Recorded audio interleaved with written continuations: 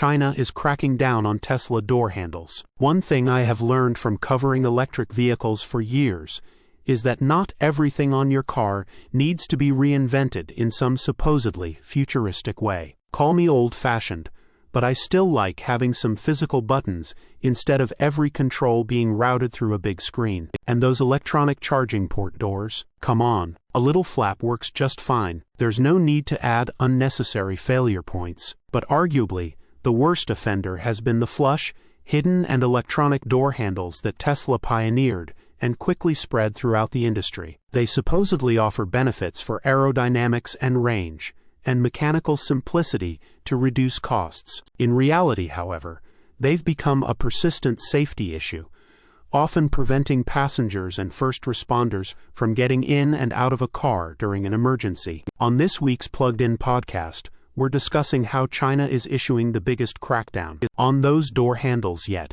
and why the rest of the world is likely to follow suit soon enough. I'm no great fan of these door handles either. My Kia EV6 has them, and they're irritating to operate when it's very cold outside or when you're wearing gloves. Thankfully, newer EV6s have handles that automatically pop out when the car is unlocked. But this design choice isn't just annoying, it's also becoming more and more of a safety concern. As Bloomberg has extensively reported, Tesla's door handles alone have been tied to at least 15 deaths, and now China is banning them outright, starting in 2029, after a number of similarly terrifying fatal incidents. Is this the end of door handles that have been a hallmark on many EVs? It sure looks that way. And speaking of China, my co-host Tim Levin and I also address the curious but persistent rumors that Ford may partner with an automaker from that country. First, reports indicated Ford was talking to Xiaomi about a USA-centric joint venture,